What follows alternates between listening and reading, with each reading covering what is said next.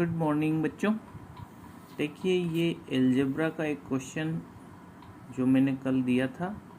Normally algebra के question बच्चे लोग आसानी से कर लेते हैं, बट इस क्वेश्चन में थोड़ा सा ट्रिकी है। मैंने इसी क्वेश्चन को दो तरीके से किया है और दोनों में से कौन सा तरीका सही है आपको ये डिसाइड करना होता है।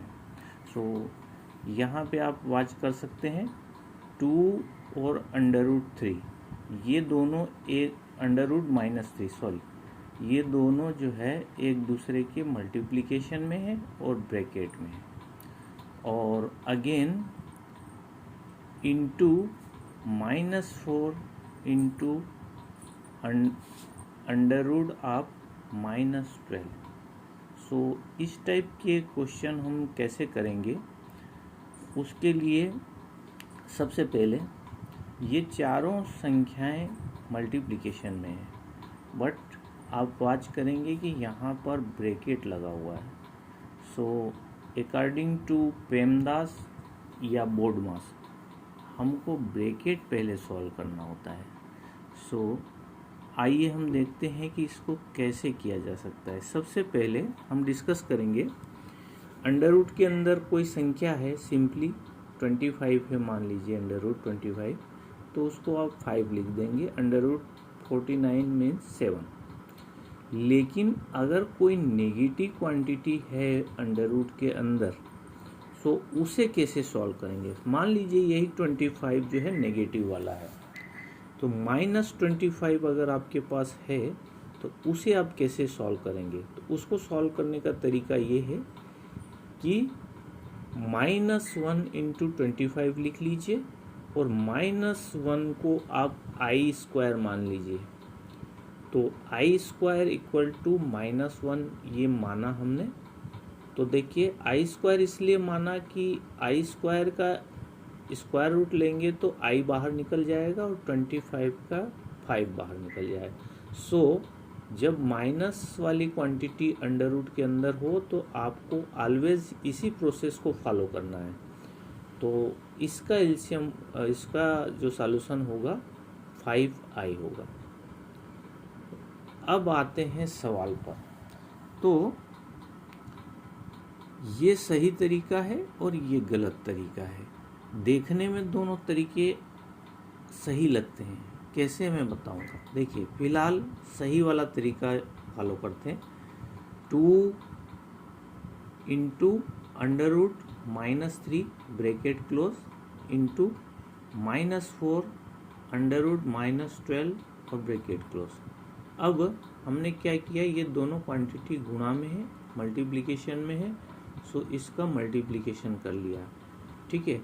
अब आप यहाँ पे 2 और -4 का मल्टीप्लिकेशन आसानी से कर सकते हैं। ये इन दोनों को अलग कर लीजिए और इन दोनों को अलग कर लीजिए। अब क्या करेंगे, -3 को आप लिखेंगे 3 इंटू -1 और अगेन -12 को लिखेंगे 12 इंटू -1, बाकी चीज़ें एज इट इज़। अब 4 इंटू -2 -8 हो गया। -1 को हमने i² लिया और सेम हियर। उसके बाद i² का i बाहर निकल गया स्क्वायर रूट से और ये √3 बन गया। सो यहाँ पे भी सिमिलर, i² का i बाहर और ये 12 बन गया √। अब क्या करेंगे, इस √3 और √12 ये दोनों की पावर सेम है, दोनों की पावर 1/2 है। सो हम इन दोनों को कॉमन पावर बना सकते हैं, मतलब 3 इंटू 12 की कॉमन पावर हो जाएगी 1/2 या under root. So under root के अंदर 3 इंटू 12 आप लिख सकते हैं।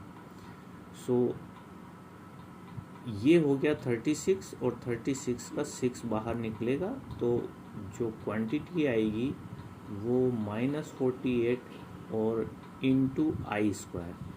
तो i² इक्वल टू -1 शुरू में ही हमने माना था। देखिए ये यहाँ पे जो -1 था उसके बदले में हमने आई स्क्वायर लिखा था। सो ये आई स्क्वायर के स्थान पे आप अगेन -1 लिख देंगे। सो ये -1 और ये -48 मिलके +48 हो जाएंगे। अब यहीं पे हमने क्या किया है गलत तरीके में, देखिए ये 2 और -4 को तो आप मल्टीप्लाई कर सकते हैं, जो हमने किया ये सही है यहाँ तक। अब यहाँ पे देखिए -3 की पावर 1/2 और -12 की भी पावर 1/2। सो ये दोनों ब्रैकेट की पावर सेम है, तो इनका आपस में मल्टीप्लिकेशन हम कर सकते हैं। लेकिन कब? जबकि ये क्वांटिटी प्लस की रहे।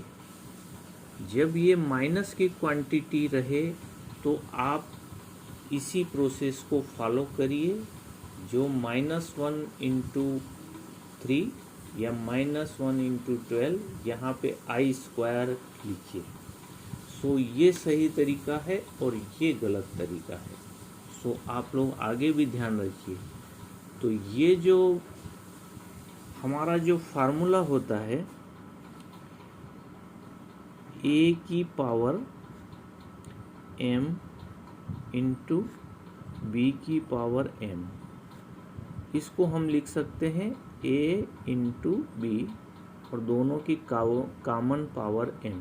सो ये वाला फार्मूला आप तभी अप्लाई करेंगे जबकि a और b दोनों पॉजिटिव क्वांटिटी है।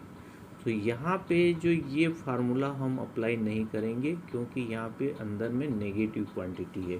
सो ये फार्मूला केवल पॉजिटिव क्वांटिटी के लिए ही वर्क करता है। आई होप आप लोगों को क्लियर हुआ होगा। Thank you.